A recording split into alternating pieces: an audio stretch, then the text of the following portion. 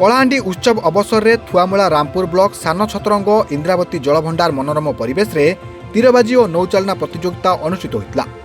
जिला आरटीडीए और मत्स्य विभाग आनुकूल्य में होता उक्त कार्यक्रम में मुख्य अतिथि भाव लांजीगढ़ विधायक प्रदीप कुमार दिशारी जोग देथिला बेले सम्मानीय अतिथि भाव कलाहांडी जिलापाल सचिन पावार प्रकाश जोग देथिले।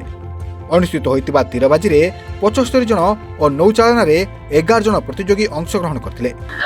सर्वप्रथम 28तम कलाहांडी उत्सव अवसर समस्त शुभेच्छा अभिनंदन जनाऊे।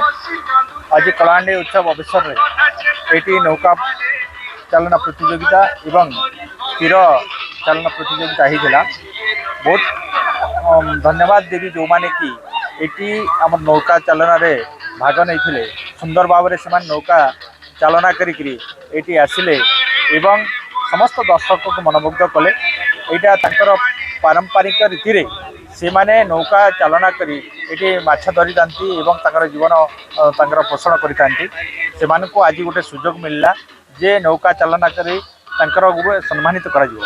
ठीक सेमिति आगुरी भाई आपने जानते आदिवासी संपन्न अंचल फार्मर रामपुर और कलाहांडी अंचल ये तीर चालना करके आगुरी आत्मरक्षा सहित से विभिन्न हिंस्र जंतु मान कबल से व्यवहार कर धनुषर तीर।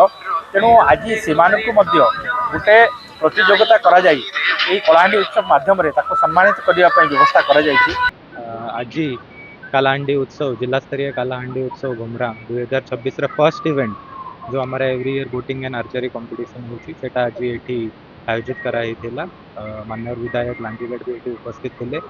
बहुत इवेंट्स रे बहुत बढ़िया पार्टिसिपेशन प्रति वर्ष यात्रा आमर कलाहांडी उत्सव रे हुए आमर इंद्रावती तमुल रामपुर ब्लॉक रे बहुत खुशी रे मुई अच्छे।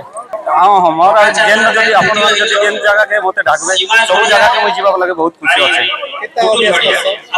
प्रत्येक बेले ट्रायल कर सेंटा सर धनु धरी करी। कार्यक्रम शेष में उत्तीर्ण प्रतियोगी मानकु अतिथि मानक द्वारा पुरस्कृत करा दितला। कलाहांडी उत्सव अवसर रे इंद्रावती जलभंडार रे नौ चालना एवं तीर अंदाज प्रतियोगिता अनुष्ठित हो जाइछि। प्रति वर्ष ए कार्यक्रम रहिथिबा बेले एठारे हजार हजार लोक उपस्थित रहिछंती। कलाहांडी जिला इंद्रावती जलभंडार रु कुलाबसांक रिपोर्ट रिपोर्टर्स टुडे।